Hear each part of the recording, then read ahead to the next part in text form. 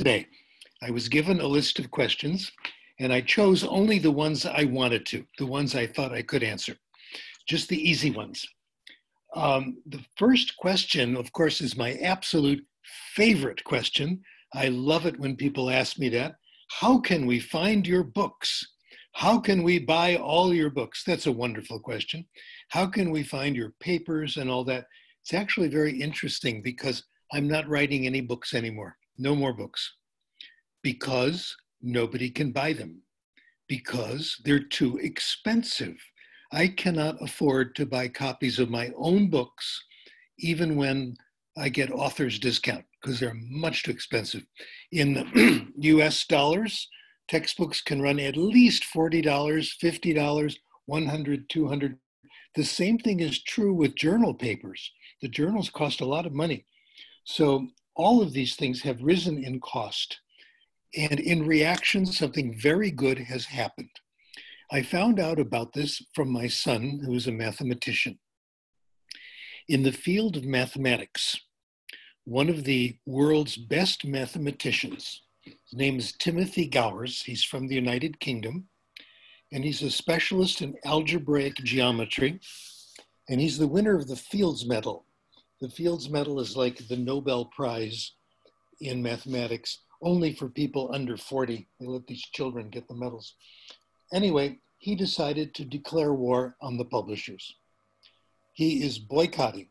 He is not subscribing, not contributing, not reading articles in several of the big journals, mostly journals published by Elsevier, because the prices are too high. His logic: we, the professionals, do all the work. We write the articles. We comment on the articles. We help authors revise the articles. We get nothing. And the publisher makes all the money, 100% of the profit. Also, if you want to get a copy of a single paper, it costs $40 American usually. And the author doesn't get the money, the publisher gets the money. Now, I did a little bit of investigation and I found out why this is true. The publishers, and several of them told me this, they have what we call a captive audience, people who must buy their products, and this is university libraries. If a new book by Timothy Gowers or Noam Chomsky comes out, all the university libraries have to buy it, and it doesn't matter how much it costs. And if the books are so expensive that if they only sell 200-300 copies, the publishers make plenty of money. So that's what's going on. This is actually a very bad thing because it means that only professors at very high-ranking universities can read the research. You have to be at a university with an excellent library and have privileges at the library so you can take out books, so you can get papers downloaded. Everything else you can't have. It's too much money. It's too expensive. Well, I don't think this is right, and I'm part of a movement. You may call it socialism if you like, and that says that there's something called the common good. There's some things that society should pay for and make sure everybody can profit from it. And scientific knowledge is one of those things. I heard a speech last night by Angela Davis, very interesting, professor of philosophy. And she says the philosophy now is anything that you can make profit from, you should make profit from. And that's not the way society can run. We have to be concerned with the common good. So here is the new policy. I am now in favor of what is called open access. And I think this should apply to all scientific knowledge. If someone comes out with a vaccine for the COVID virus or a cure for cancer, it should be available to all scientists throughout the world, absolutely for free, open access. It's not for sale, it's for the common good. So we are doing this. I'm doing this, and a number of people from other countries are doing this. We have declared our work to be open access. So when I write an article, it's free to the reader. The publisher doesn't get paid. The journal doesn't get paid, and they're published on the internet. If you go to my website, sdkrashen.com, D for David, or you look at my tweets, or you look at ResearchGate, you can see my papers and the papers of many, many, many of my colleagues. We're doing this now. Lots of people are no cost, free download. Do not ask permission, just do it. Open access does not mean anything gets published. The articles are still reviewed, some are rejected, so there's still standards. But it's open now to everybody. The answer to the question, you want my stuff? Go look at my website, sdkrashen.com. Go look at ResearchGate and take a look at my posts on Twitter, TWITTER, and a lot of other people are doing this. We've made several other changes. We think that articles published today are much too long. A wonderful quote by a scientist named Lichtenberg, who lived around 1760. He said, when you ask the time, you don't want to know how watches are constructed. All you want is the time.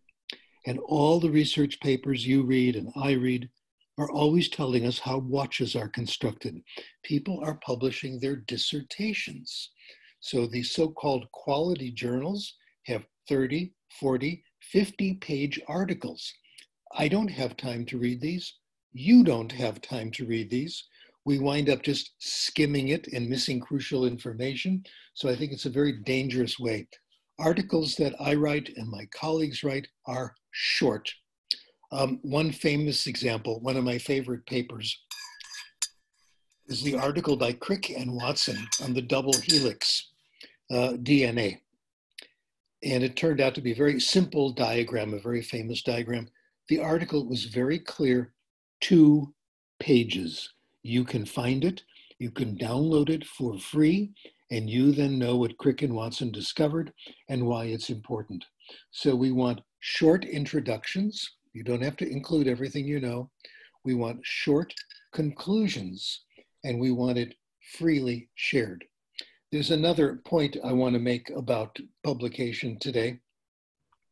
We want to avoid academic language. By that, the expression is gibberish. I don't know if that's spelled with a J or a G. It keeps changing. Gibberish means just making something much longer and more complicated and incomprehensible than it has to be. A very famous anecdote tells the story. Sometimes gibberish gets much more respect than clear articles. This happened at my university, the University of Southern California, in the medical school about 30 years ago. A group of junior professors were asked to organize lectures on teaching medicine to medical students. And they got a script, they wrote it out, and they hired a professional actor to give the talk. The professional actor had been on television and the movies, and he was what we call a class 2 actor. Wasn't a famous star, but very, very good, very competent. Nobody knows his name, but people recognize him because he's been in all these shows, movies, TV shows. And he always played the part of a doctor. So he looked professional. He gave a stunning performance. The script they gave him was complete nonsense. It didn't make any sense, contradictions, but fancy charts, mathematical equations. The faculty voted it the most outstanding talk of the entire year. Nobody understood it because there was nothing to understand. So that, unfortunately, is how we react sometimes. If I don't understand it, it must be wonderful. It must be profound. People sometimes also publish complicated things because they're hiding something. If you have an opinion that's unpopular and you don't want to be criticized, write a long, complicated paper. The paper will get published, you'll get academic credit, but you'll take no risk because nobody's going to understand it. I learned about this when I was a graduate student. When I was a graduate student, one of my faculty members was a man named Peter Ladefoged, who was a professor of phonetics. And because Ladefoged was a member of the Acoustical Society, we all joined, and it was very inexpensive. and we all went to meetings at the Acoustical Society and presented paper. Professor Ladefoged gave his paper, I remember, and he said that, you know, the committee met last night and we decided that people shouldn't give 20-minute papers. We're going to limit it to 7 minutes. He said, I know this doesn't go into effect next year, but I like the idea, so I'm going to give my paper in 7 minutes. He did it. And because time was short, his paper was completely comprehensible. No long conclusions, no long discussion. He said, this is what we did, this is the data, this is what we think it means. He got more criticism than anyone I have ever heard at a conference because his paper was comprehensible. People understood it, therefore they could criticize it. So if you want to, his paper was brilliant, I thought. If you want to avoid criticism and you want to feel good that you've published a paper, make it long and complicated and you can hide your ideas from the critics. Well, I think there are a lot of advantages to short papers. I'm so glad you're letting me talk about this. This feels good. I think there's a lot at stake here. The future of the profession, really. Number one, saves time. Reading short paper, wonderful. I can sit down, as you can, and in a couple of hours, I can read 10 papers if they're 2 pages long. And I would understand everything the experimenters did. But if I have long papers, I could spend an hour and understand nothing. It saves money. They're free, ladies and gentlemen. They cost nothing. It saves space in the journals. My favorite journal for many years was one in psychology called Perceptual and Motor Skills. It was always fun to read. Each issue, about that thick, contained about 40 or 50 papers, because they were all 2 pages. They were all clear. And you could understand an enormous amount of research in just a couple of hours, which meant there was more space. Now in our field, I will name names, I don't care. If you pick up the journal Applied Linguistics, if you pick up the TESOL Quarterly, each journal contains maybe 5 papers, because that's all the room they have in a printed journal. So this way, there's no limit. You can have 40, 50 page papers in a journal and still keep it short, still no problem. You don't have to look through all this stuff. So this is a very, very good deed. If you're on a committee, I've been on all these committees, and you're supposed to review candidates. We have to review new faculty members to read their research, and we have to evaluate our colleagues to see if they're ready to be promoted. Well, you really should know their research. You can't. The papers are much too long, much too complicated. If we use this method, in 2 hours, you will understand what a colleague does. So this is a huge, huge time saver. It also gives us more time to do what we call authentic labor. There is nothing more boring than writing a literature review to show the reader that you've actually read everything.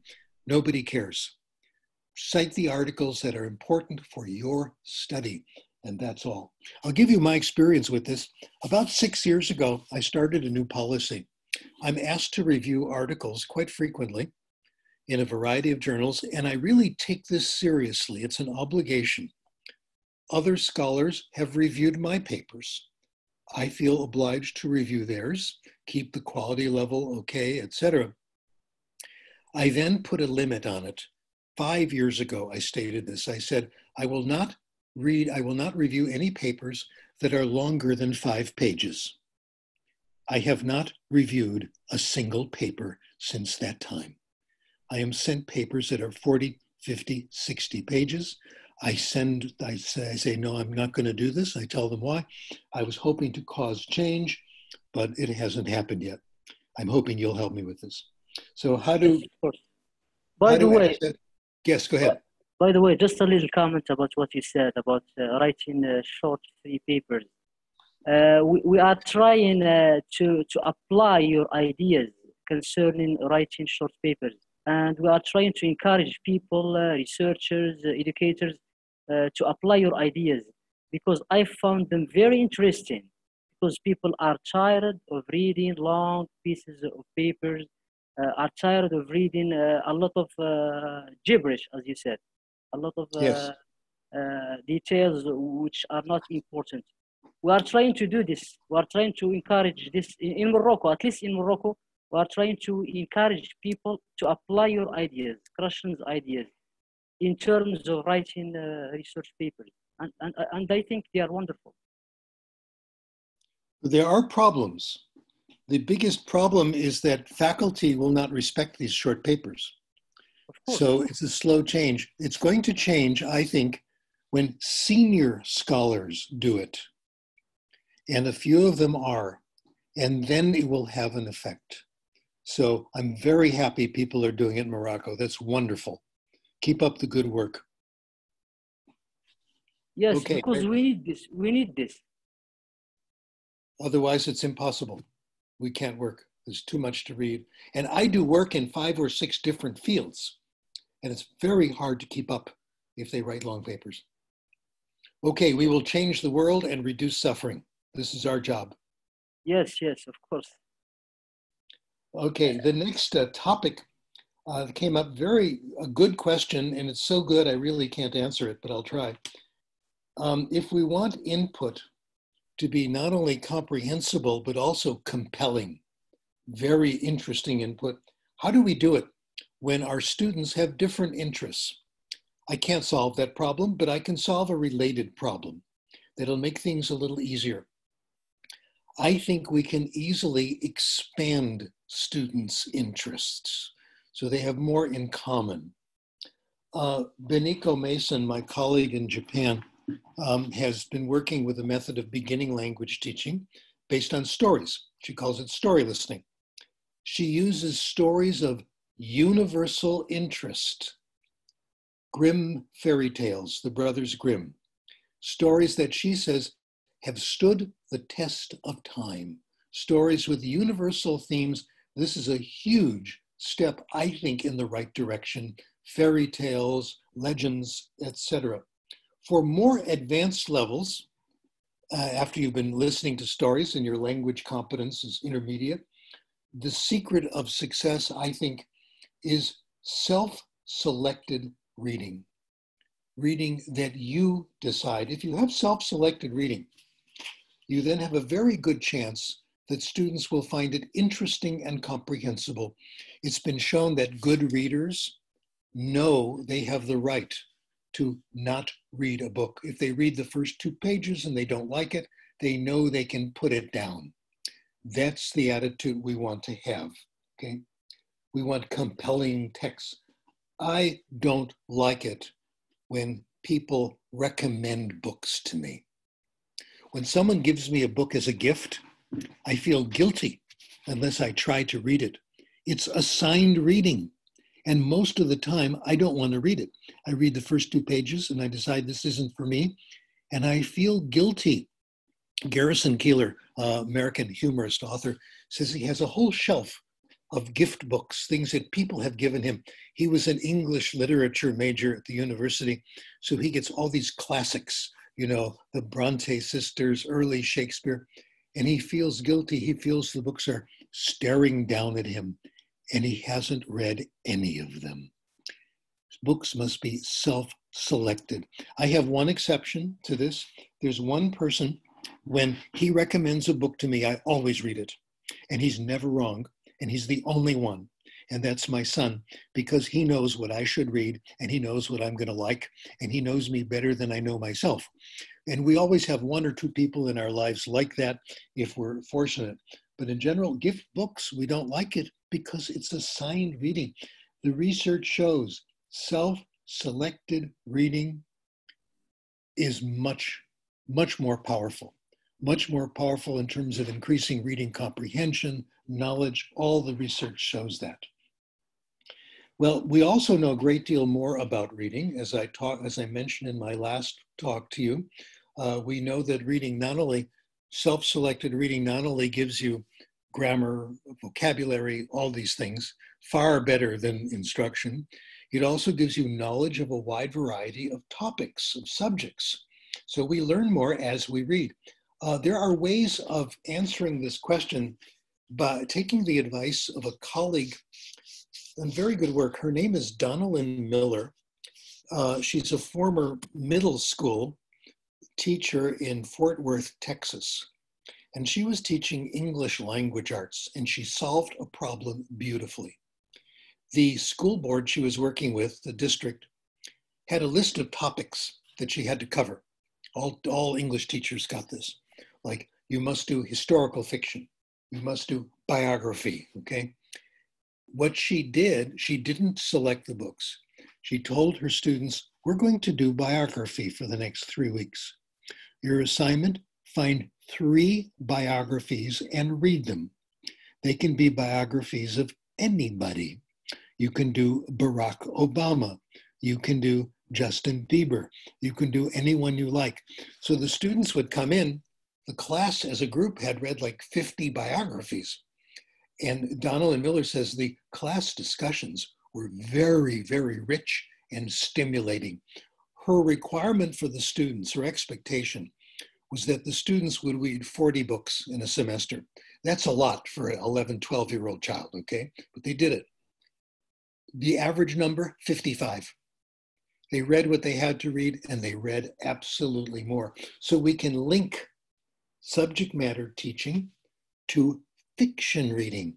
If you're teaching about World War I, ask the students to read 3 books about World War I or whatever, and they'll all be slightly different. They'll stimulate interest in knowing about the history. Another idea comes from a colleague, English teacher from Santa Monica High School. She's the president of the National Council of Teachers of English, very creative teacher. In her high school, what they did was every English teacher had a classroom library with books that that teacher liked. So if you like historical fiction, her classroom library would be filled with historical fiction. If you like legal novels, like John Grisham in English, that teacher would have lots of legal novels. So the students all through the school knew that each teacher had their own taste, and they were free to visit other teachers' classrooms. So, okay, I want historical fiction, I want romance, I'll go in to Mrs. Jones' classroom, and Mrs. Jones was always very happy to see you. And you would borrow books from Mrs. Jones. The students got to know what other teachers were like, and it was a good literacy progress. One more idea. All these ideas, notice, are simple and inexpensive. They cost absolutely nothing. This next one is my all-time favorite because it requires a pencil or a pen, and that's all. No software, no computers. At this high school, there's a lady named Adrians who published this in the school library journal. She told the students in the high school that if there was a book that they liked that was in the school library, she invited them to take the book and draw a star, circle it on the inside cover. That's the whole method. So someone coming into the library would take a book down and find a book with 30 stars in it. They would get curious about the book. The star method worked. Cost maybe $2 to buy a pen, and you're part of the system. This is what I would do with individual differences. I would try to expand student choices, gradually get them interested in more things, take advantage of the power of other teachers, colleagues, the possible marriage between fiction and subject matter. Okay, that's number 2. The next question had to do with teaching grammar indirectly. I'll give you a quick answer and then give you more. Indirect is the only way. Implicit. It's the only way in town. It's called implicit, through acquisition, not conscious learning. The studies we have show that this is the only way it can happen. You have to teach grammar implicitly, which means you absorb it through reading. Grammar is too complicated to do any other way. You can only teach the simplest rules. You can't teach 99% of the grammatical system. If you go up to the greatest linguist in the world, still Noam Chomsky, he knows more about English than anyone alive.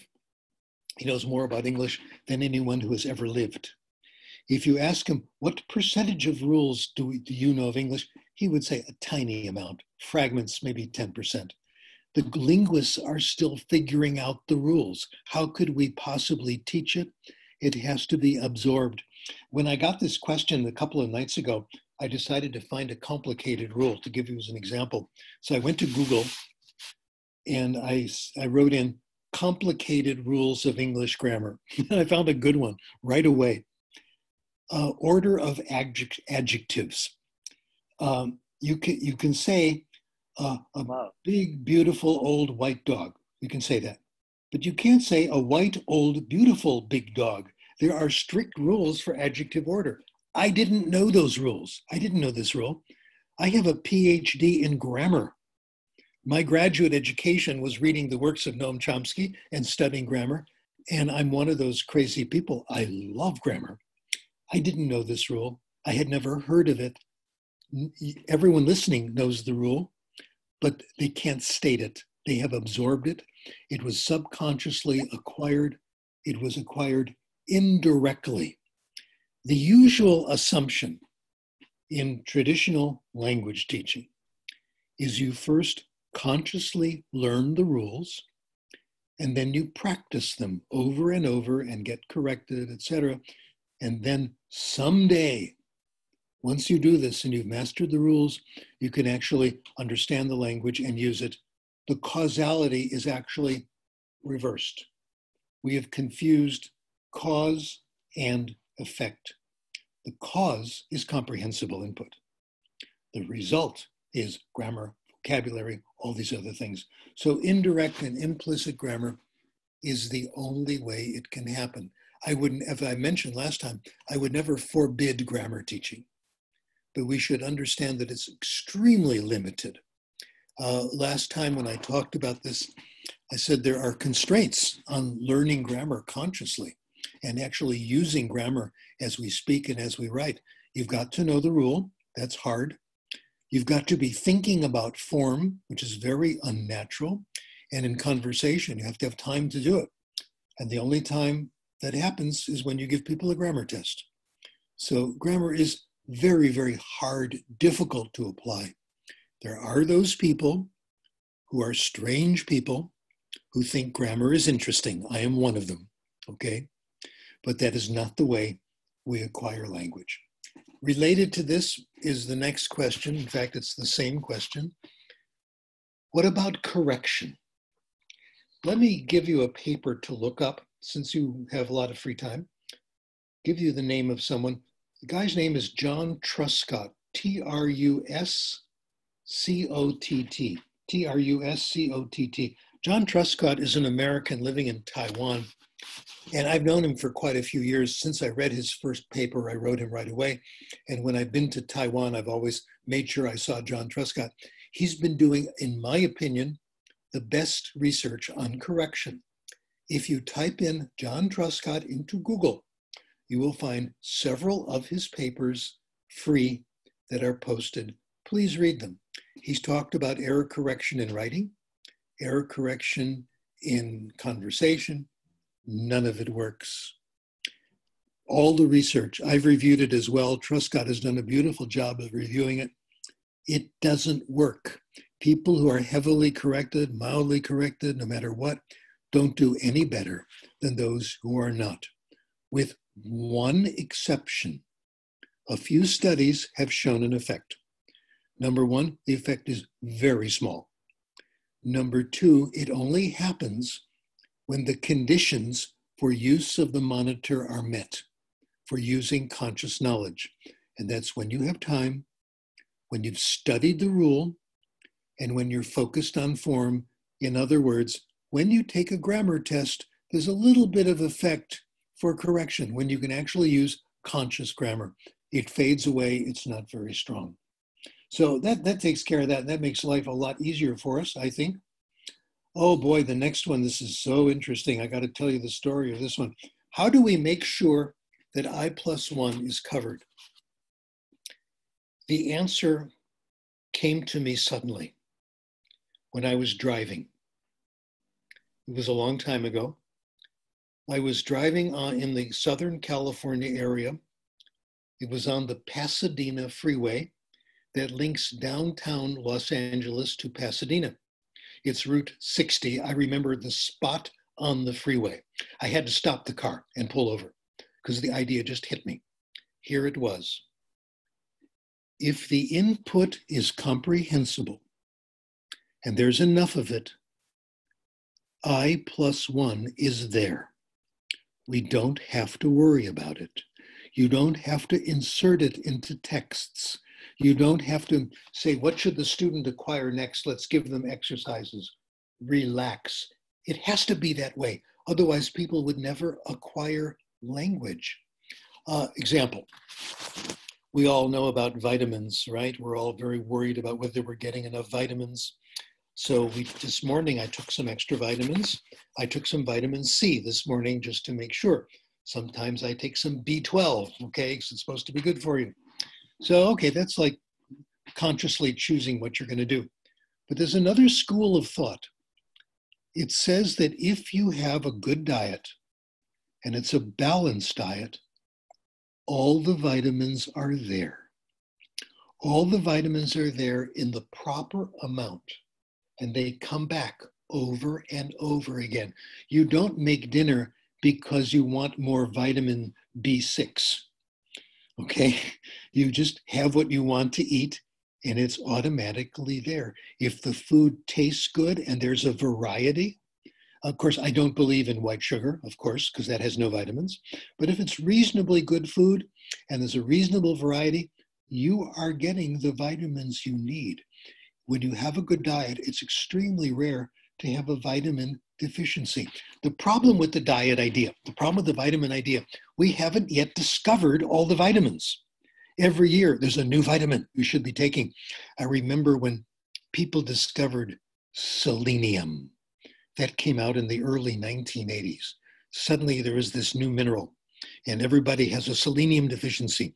And we all went to the health food store and we bought selenium. What happened before it was discovered? People were getting selenium from food. Same thing here. We keep discovering new grammar rules. We acquired the rules before anyone discovered the rule, before anyone knew about it. So my hypothesis is, don't worry, it's there in the input. In my papers, I've cited some research that suggests this may be true, but the common sense of it is overwhelming to me. It has to be true, otherwise we would never acquire language. So I think that one's easy. I+1 is there. Okay, the next one, wow, what a big one. Universal grammar. What about universal grammar? Again, we owe this to Noam Chomsky and his unbelievable research and impact. There's two kinds of universals. One kind are very specific. For example, all languages in the world have pronouns, okay?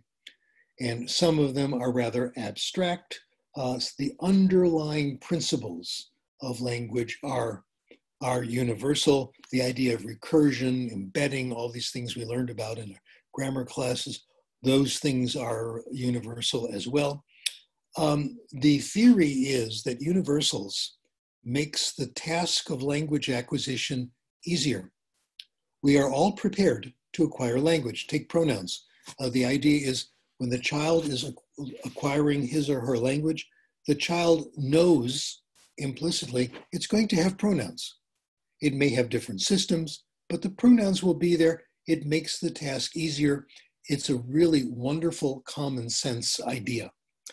I've been thinking a lot about this lately and going back and rereading Chomsky, which is always a good idea.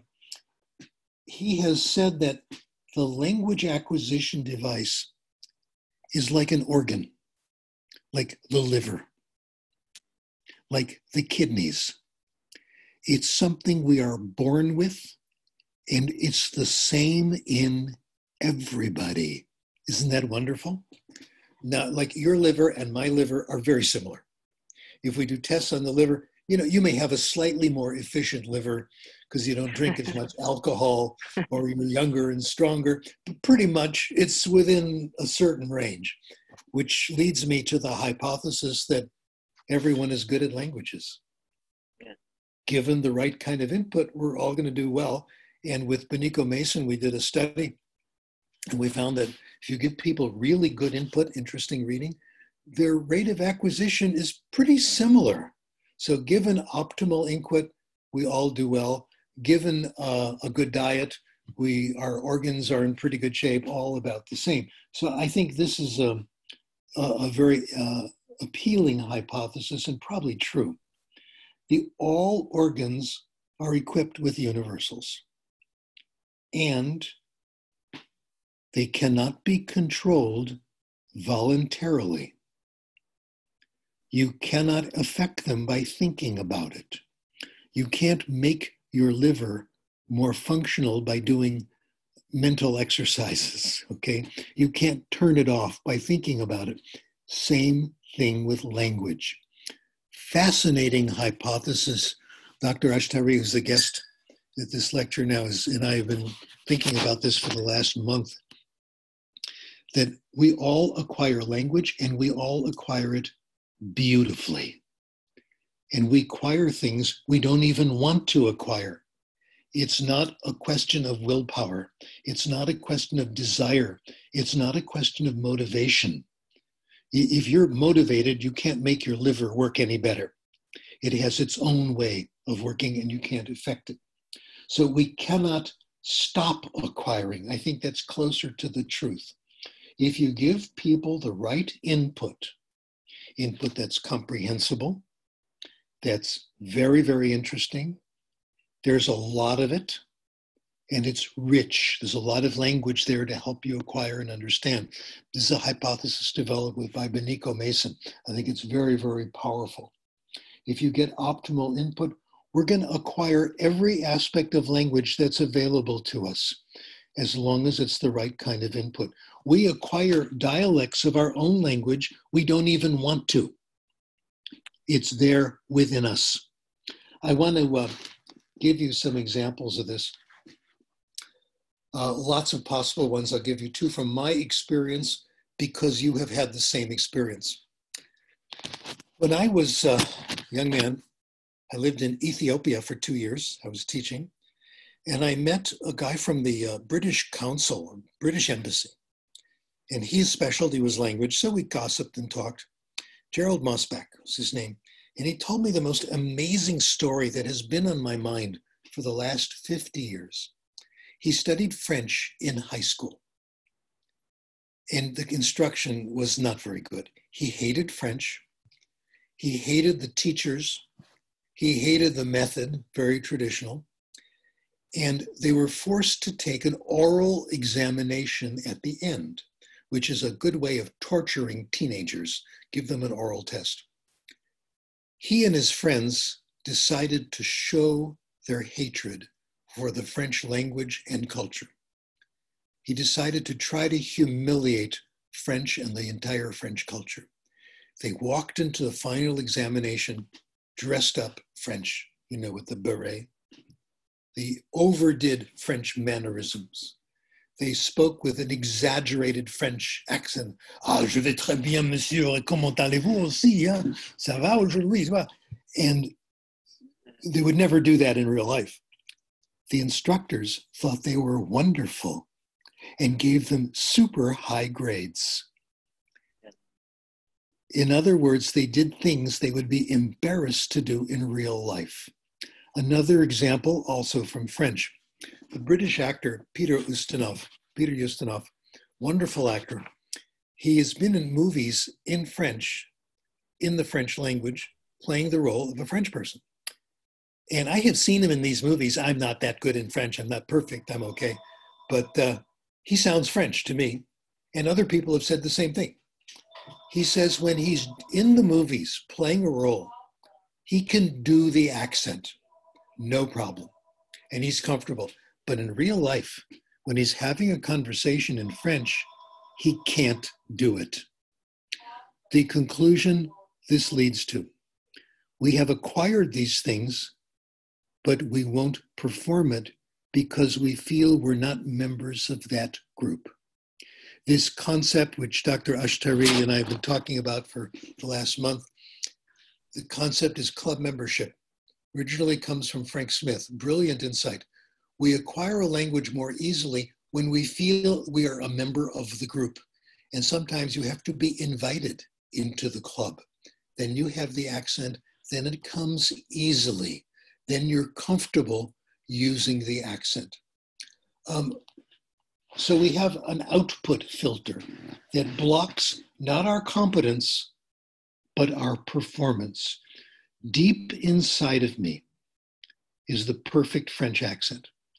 Deep inside of me, the languages I know, the perfect German accent. I don't use them because I'm not French. I'm not German.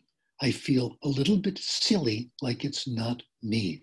We call this the output filter. It's not competence, it's performance. Being able to perform your competence. The output. Pardon? The output filter. The output filter. That's why we don't have a perfect accent in our other languages. The field of acting has discovered this. About 6 years ago, we have a cousin. Her name is Shira. She's a famous actress in Israel. She's on one of the big TV programs and she's all over. Whenever I mention her name, people say, yeah, I know her. She's my cousin. Anyway, she visited us and she took acting class here in Los Angeles. We saw a lot of her. And she told me about method acting. Fascinating. It turns out that the good actors today, Marlon Brando, was a product of method acting. In method acting, you don't have to act. You find the character inside of you that's already there. A famous anecdote. The woman a famous actress is about to play a role in which she's really angry. She goes to the director and says, slap me across the face hard. He says, what? Just do it. So he does. She gets very angry. Then she can play the role. She knows how to be angry. It's hard to imitate it. You have to find the anger feeling. Remember a time of your life when you were angry. That's eliminating the output filter. So I have a hunch that actors have found a way of doing this, which is why they're so good at what they do. And I've also discovered that actors are generally people who've had a lot of life experience. I always thought that actors were just, performers, nothing there. Then I read an autobiography by one of the world's great actors, Sidney Poitier. And I was astonished at the richness of his life experiences and the insight he had into his roles. Excellent philosophy, etc. This is method acting. They know how to call up those feelings and they must have rich life experience to do it. Well, there's a couple more topics. I hope we have time for them. I'm only going to go another 3 hours. Is that okay? Yes, of course. Okay, just a few more minutes. One came up about deadlines. And I've looked at the research on deadlines. What happens when you have deadlines? We give students deadlines. You must get this in, etc. Let me quote famous philosopher Ram Dass, R-A-M-D-A-S. Ram Dass is from the United States. His name is Richard Alpert. He had mystical experiences, went to India, studied with a guru, and became a wonderful spiritual teacher. Absolutely amazing. And he talked about the idea of hurrying. And he said it very clearly. If you have one eye on your work, if you have one eye on the clock and one eye on your work will suffer. The trick with deadlines is to forget them. I'm going to make this a little more complicated. It's not quite that simple. We have deadlines. I want people to meet their deadlines. The way to meet the deadlines is to temporarily forget it. Focus on what you're doing right now. Pretend the rest of it doesn't exist. Then you get done faster and you can go on to the next task. I go through this every morning, just as you do. I make a list of the things I have to do, and it looks impossible. We all go through this. I take the task that really needs to be done, and I make a real effort to pretend the other ones don't exist. Then I can focus on that task. I can get it done. If I'm worried about the deadlines, my work is much slower, etc. You have to pretend. And I've seen papers on good writers, they all do this. They pretend the deadline is not there, at least so they can focus on the next task. And that's the one they worry about, only the one that comes next. There's a wonderful book called Bird by Bird. Forgot the author's name, I'm sorry. It's about a female writer, and she's talking about her dad in the introduction. And she says, I remember one time when my brother, who was 10 years old, had an assignment in school. He had to do a report on birds, trace the birds, what were they? And he was like 10 years old, 11 years old. The night before it was due, he hadn't even started. Supposed to be 1 month project. And there was the table filled with all these books about birds. He hadn't even opened them. And he was in tears. His father sat down next to him, put his arm around his son and said, son, bird by bird, do them one at a time and forget the rest. Believe me, I think about this every morning when I start to work. Don't worry about all the stuff, ignore the deadlines. Finally, a wonderful question about collaboration. Should we collaborate? The answer is clear, yes and no. Mostly no. A little collaboration can be great. I would call this optimal collaboration. The problem with collaboration is that we force it in classes. There was something in the United States about 10 years ago called cooperative learning. It was the fad. And they would set up the classroom in small groups of desks facing each other. The children were forced to collaborate on everything they did. No, it's a huge waste of time. How do you collaborate? Here are the steps I think are the right ones. Number one, most of your ideas will come from yourself, not from other people. Look at your previous work. Good thinkers get most of their ideas from themselves, not from others. In fact, Peter Elbow, one of my heroes in writing work, says the first thing you do when you don't know what to do next, start writing. Just start writing down your ideas. As you do that, you'll get new ideas. Once you've done that, then you collaborate. You start reading to see what other people have done. Or my friends are very annoyed with me. I call them up and say, I got this idea. What do you think? Okay. And then I can talk about it because I've thought about it myself. When you collaborate at that moment, when I call up my colleagues and they say, oh God, now what? That's when it counts. Because my colleagues always push me along a little bit farther, and I'm prepared for their reactions. Okay, Nishan, if we're listening, I got an email. You got a copy from Lucy Tsay yesterday, which was just wonderful. She doesn't give many comments when she does. I had posed a question. They were absolutely just right, what I needed to hear. But I don't write her every day. I don't call her every moment, okay? This is how collaboration works. Let me call it optimal collaboration. Okay, Nishan, I'm going to call you again this afternoon. You can bet on it. I don't know what it's going to be, but it'll be something. I look forward to it. And I completely agree with all the collaborators and the colleagues. Isn't that amazing? It's amazing. So collaboration, they're right about sometimes it takes time. I've collaborated with Frank Smith quite a bit over the years. I can't do it too much because he's too smart. He's too good. I remember one time I went up to Canada just to spend a couple of days with him, just to be with Frank, okay? He gave me so much, so many ideas. I wrote them down. I avoided him for the next 6 weeks because I was straightening it out.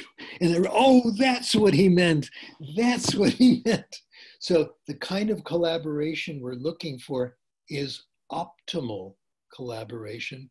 It's not being forced into the same room with a bunch of other kids who don't know what they're thinking yet either. It's premature collaboration. But when you need it and your colleagues are there, even if they simply restate what you said, it always gets clearer. So I'm in favor of collaboration, but it's optimal and it's not full time, all the time, every day, driving people crazy. I think Nushan is going to get an unlisted phone number soon. I got this idea. Absolutely not. And it goes both ways because You as bet you it does. said, You bet. exactly. I mean, if it wasn't for you, I But wouldn't have published anything. I got all these ideas, which I stole from you. This is great. Absolutely. Collaboration for senior by the way, I scholars. think you are You great do the work, you collaborator. get the credit. This is wonderful. Yes. Absolutely. And By I the way, I think you are great collaborators. I see a lot of work, a lot of papers, you know. Oh, it's wonderful. It's been fabulous. I would say probably more than half of my papers are co-authored. Really? Oh, yeah, yeah. And, you know, this is really sad because I have a lot of colleagues who are at this level where they're up for promotion to associate professor. And some of them have told me the committee looked at my work and said, there's too much co-authored. You're second author, you should be first author or not at all. No, I think if you're the fifth author of a paper with 5 authors, that deserves a lot of credit. Yes. That means you have contributed to the group enterprise.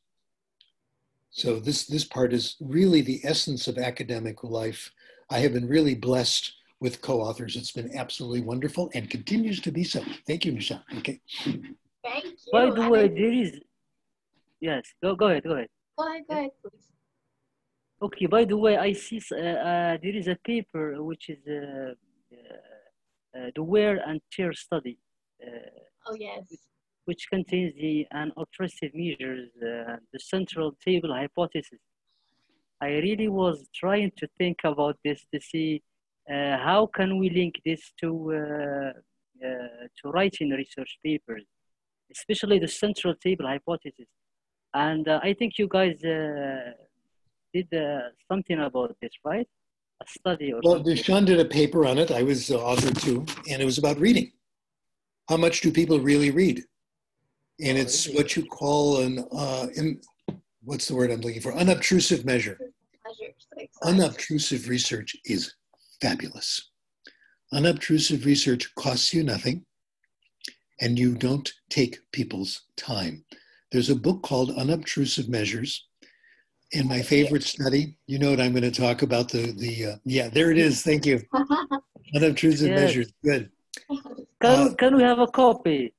Of course, it's, I don't know if you can Unobtrusive measures. Yeah, Okay, yes, Gene yes. Webb. One of the studies they talked about was an automobile dealer in Chicago. And the car he was selling was Chevrolets. In those days, very popular. Yes. And the automobile dealer who wanted to sell more cars wanted to know what radio stations they should advertise on. So what do? Do a survey, bother people? No.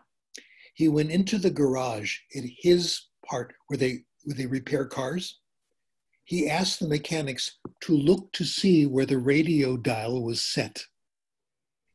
Then you found the radio stations where people who drive Chevrolets, those are the ones they listen to. Unobtrusive. For us today, when we're overworked and we don't have a lot of research money, get the book that Dr. Ashtari just held up, Unobtrusive Measures. I promise you, you will read it like an interesting novel. It is so entertaining. It's a new way of doing research that doesn't bother anybody and costs nothing. Exactly. And I really like the example of museums. Before there were electronic tickets, they would see the popular exhibits by how the tiles looked and how many people went to the specific exhibition in the museum because there were the wear and tear of the tiles on the floor. So that meant that. Exactly. And in our fields, that would be, for example, the wear and tear study that you mentioned, Mr. Sobai.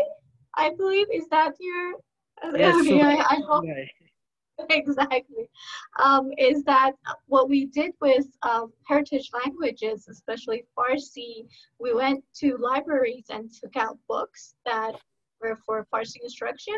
And then we looked at what page was the last page that the readers actually read to see how popular the books were and how useful they actually were, to see how much of these books have actually been read.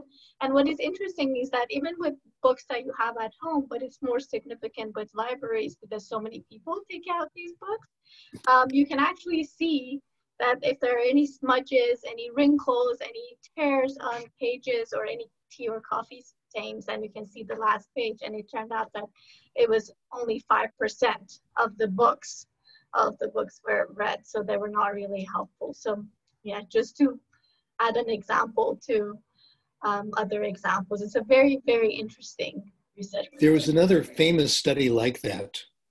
The book was A Brief History of Time by Stephen Hawking. Hawking, yes. Yeah, which I tried to read and it was too hard, okay?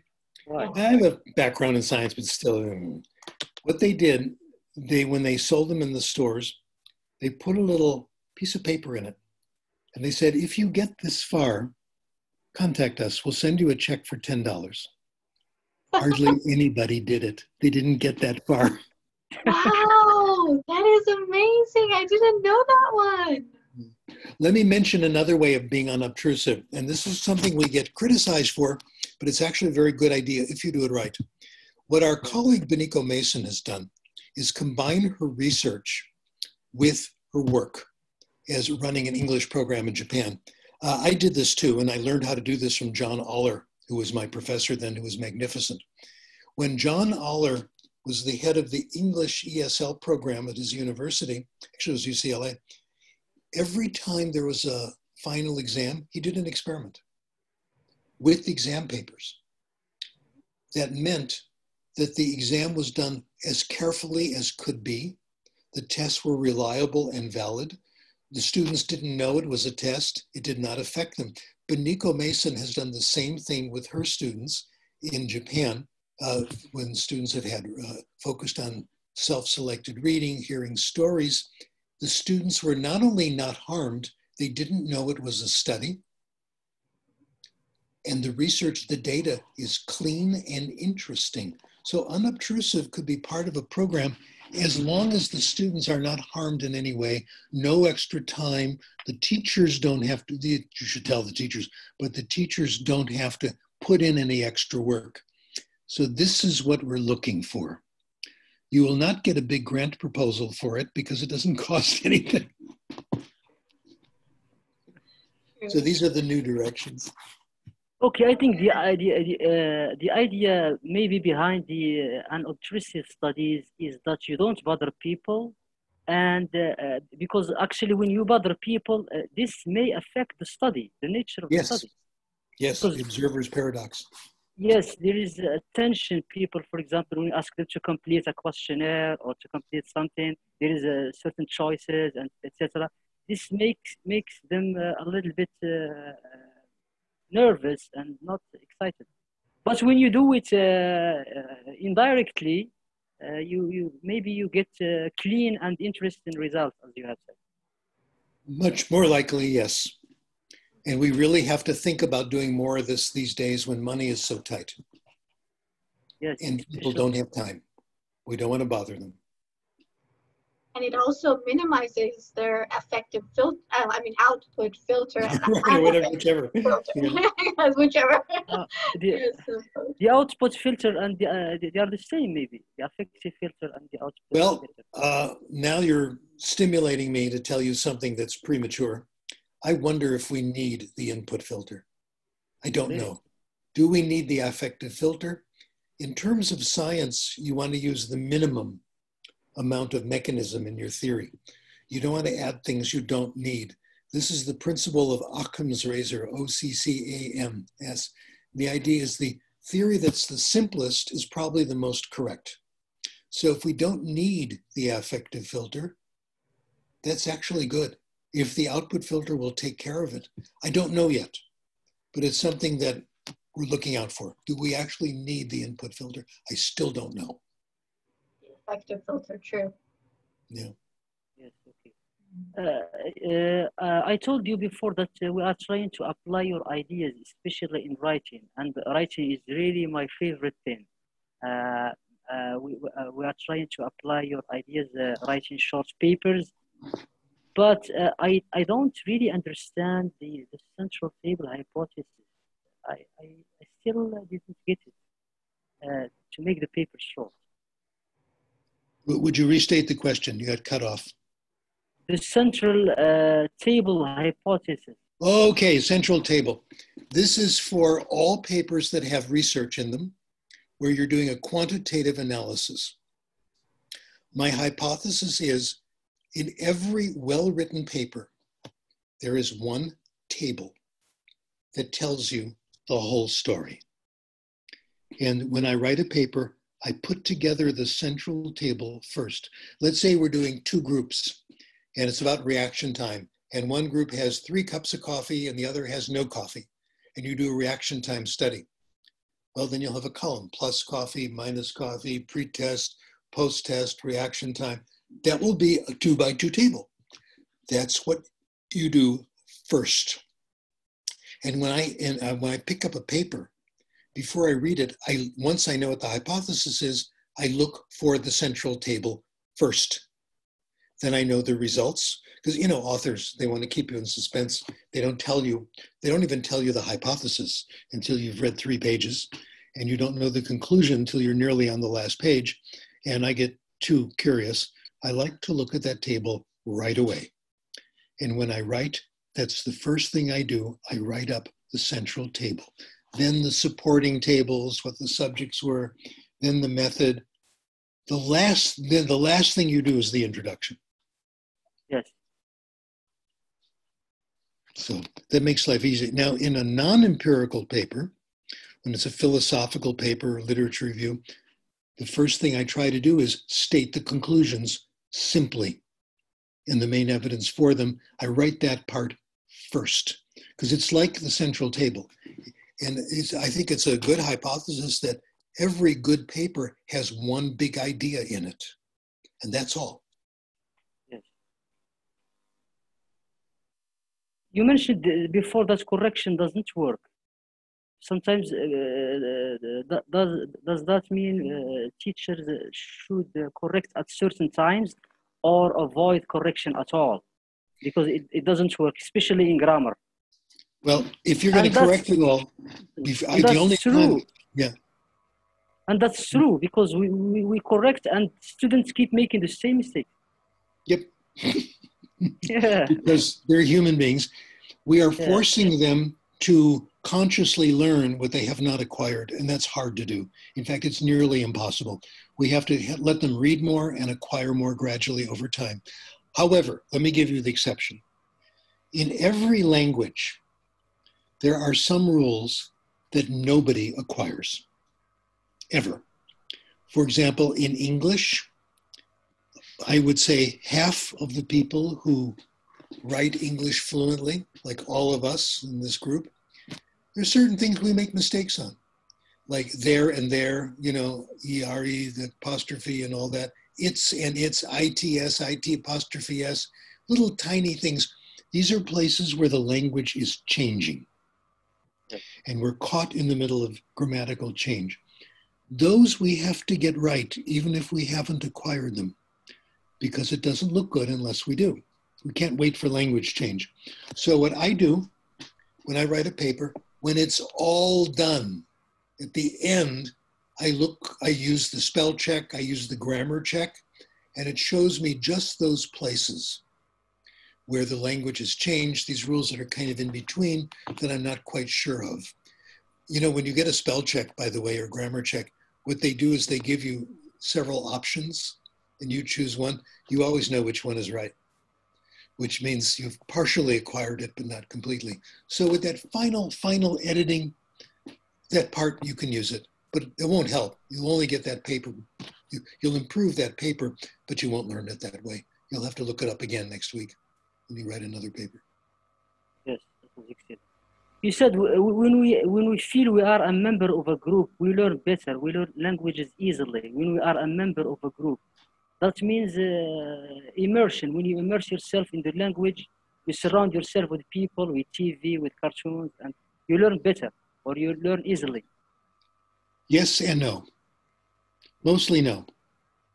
Benico Mason has just completed 2 papers on this, 3 actually. I've been co-author of some of them. And what she does in those papers is take an individual, usually a student of English who lives in Japan, and compare their growth when they've just done lots of reading and time when they've lived in another country. One of her papers, a young lady, student of English, took a year off, and she was already intermediate in English, not bad. She spent a year living with a family, breakfast, lunch, and dinner with a friendly family speaking English. She had a job in which she used English all the time, and she took subject matter classes in English. She did not improve at all. She then went back to Japan, spent a semester doing lots of pleasure reading, made a huge gain. It's optimal input that counts. If you're in a country and you're talking to people, you're using the same language every day. It's the same stuff. How are you? Fine. How's your mom? Did you like the dessert? Blah, blah, blah. You're not growing from that. So it's not always optimal input. It doesn't always contain what you need. So immersion by itself, no. When immersion contains optimal input, yes. I had a year of immersion in Austria, and it worked. I got much better in German, but I read all the time. My other foreigners, we exchanged books in German. We found good authors. We had friends who were German. We spoke German a lot, but we did a lot of reading, absolutely. And I think that made the difference. I would have made progress had I stayed home and just read those books. Yes. Okay. Thanks for those interesting answers. You mentioned in the previous webinars a book which is called The Art of Thought. The Art of Thought. Do you have this book? I would like somewhere. Graham Wallace is the author. Oh yeah, I have it in my files somewhere. I should really put it on PDF if I were really a nice guy. That's what I would do. I'll see if I can. First I have to find it. You know how that is. Yes. But that's good. Graham Wallace was wonderful. This was published in the 1920s. If you have it, you can send it to me, please, okay? I will make it freely available. I'm sure that it's okay to do that now. Yes, okay. Okay, I just have a question actually about little children that I teach usually. They come to me very young in age, KG 4 or 5. How do I use language with them? I don't want to rush them to speak as you do, but should I use their native Arabic with them and English together, or what? How should I start? Well, the easy way, use the first language. Yeah. Tell them lots of stories all the time. Delicious, wonderful stories. And they'll get interested in reading. Once they get interested in reading, they will accomplish everything. Once they're fanatic readers and they love books and stories, it's the key to everything. First language, second language, etc. So then when it's time to do second language, they'll have no problem. I would focus on first language and lots of wonderful, delicious reading. Thank you. Easy way. Okay. Sandwiching, I think she means sandwiching or something. It's a technique maybe when you Sandwiching. combine. Yes. I wouldn't worry about that. I would just make sure it's interesting and exciting. I wouldn't make it. We have those too. We have bilingual books. People love them. They love them and they never read them. One side of the page is French, one side is English, sandwich. Yes. No, people don't like to do that. They want to know the story. They don't want to compare the grammar. Yeah, we use these, but they really aren't interested. And usually just focus on the one they can understand. You got it. Thank you. That's it. That is shukran. That's exactly right. Okay, the sandwiching technique is not working because... No, it never has. It's also called concurrent translation. And that has never worked. And that means do it in one language and say it again in the other one. We want meaning. We want the interesting meaning. We don't need to get things translated. Even if students don't understand. Yes, go ahead. No, it needs to be comprehensible. Our job is to help make text comprehensible, help make stories comprehensible. Yes. For that, I recommend Benico Mason's work, benicomason.net, benico-mason.net, how to make stories comprehensible. Storytelling is everything. Yes. Okay. Well, what about older students? They already know the language, but is it okay to use the first language in my sessions? Of course, the more the better, always. The more they read in the first language, the more an active intellectual life, yes. What has happened to you and what has happened to me, I think is the way to go. We all had wonderful background in our first language. When we got interested in another language, after the initial stages, we started reading for pleasure. We had a reading habit already in our first language. It's true. I really like reading all of them. Well, I read in other languages as much as I can. It's hard to find books, but I read in French, I read in Spanish a lot. Once I can find the book, and I'm looking for the topic, not because it's in another language. And you want it to be so interesting, you get lost in the book, you forget that it's another language, and my languages are all getting better all the time from the reading. I'm getting lost in the books. That's what we want to do. By the way, have you read some of the comic books I sent you? Not yet. I'm sorry. I've been overwhelmed lately, but I will. Yes. Habibi. See, I can speak Arabic already.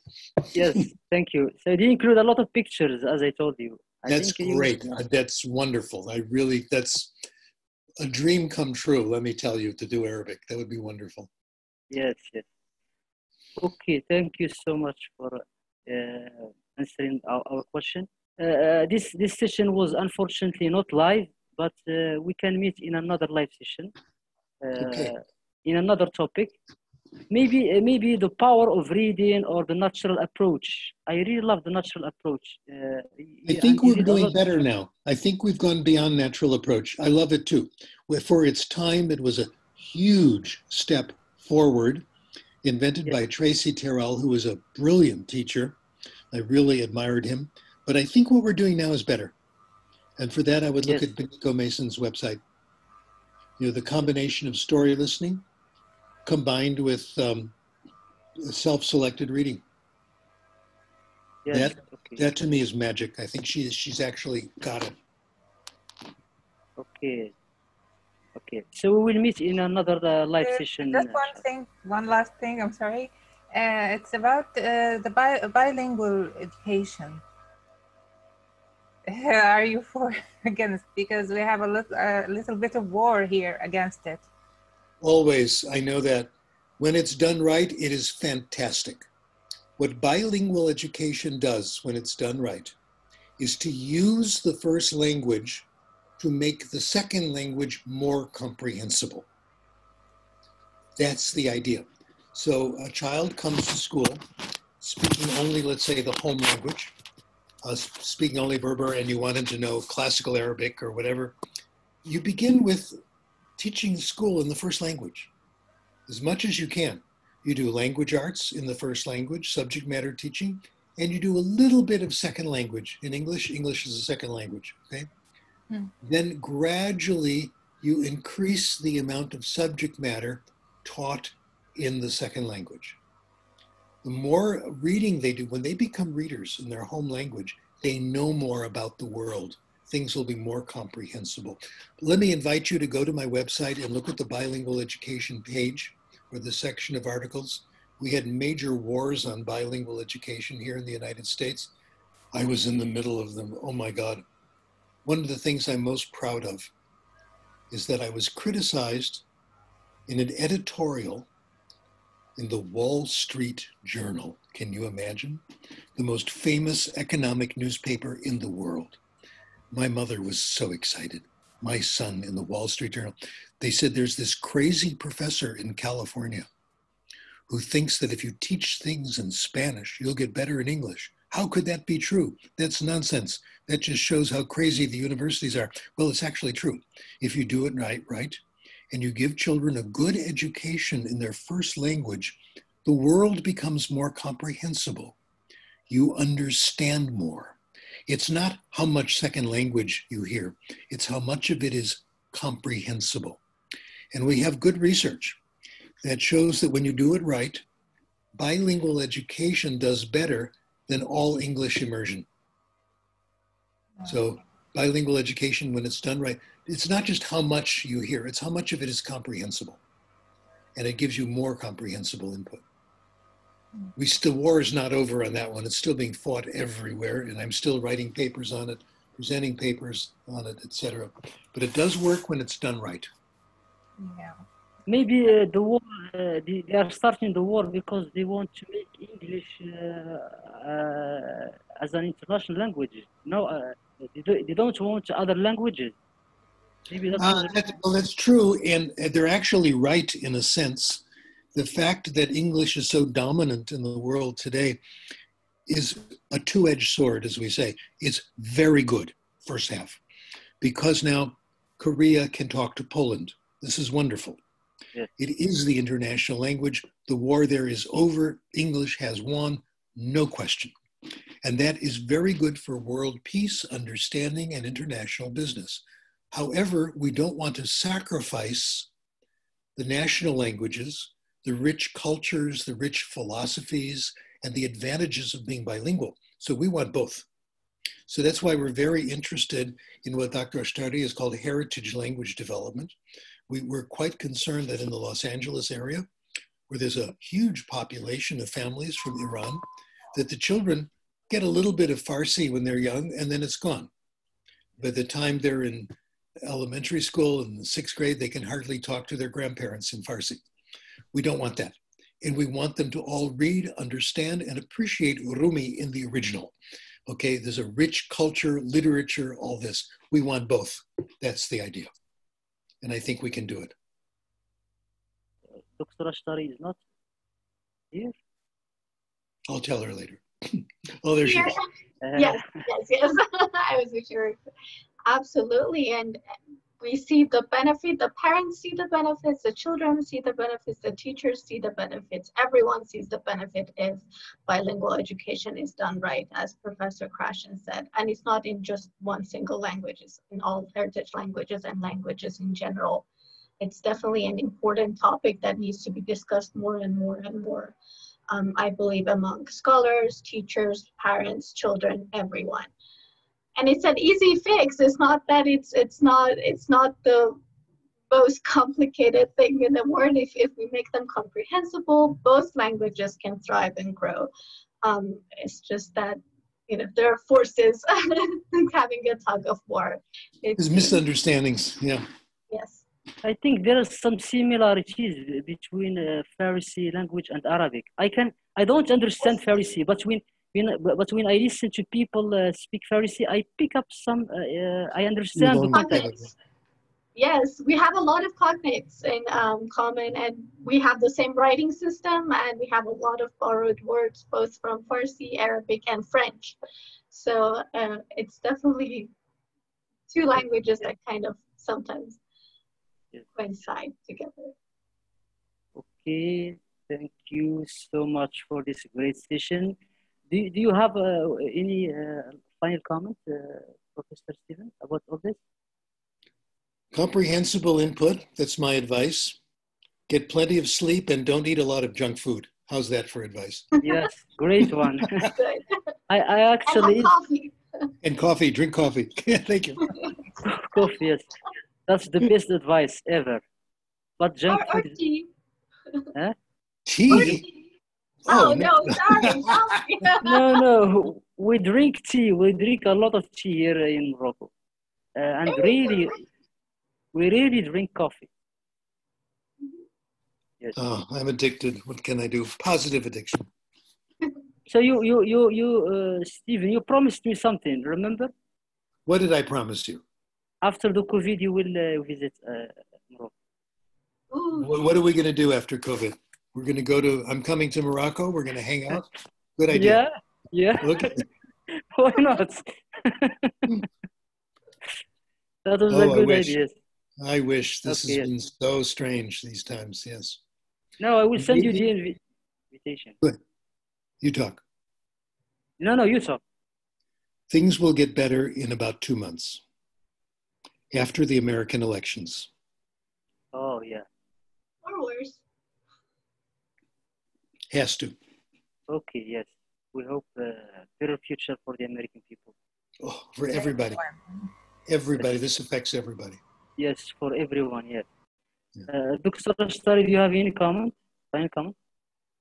No, I think everything was so clear and interesting as always, and I'm really looking forward to the next ones.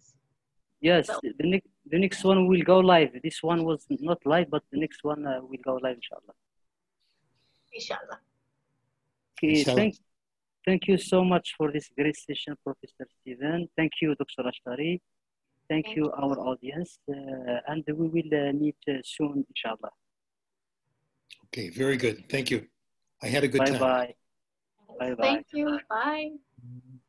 Bye. And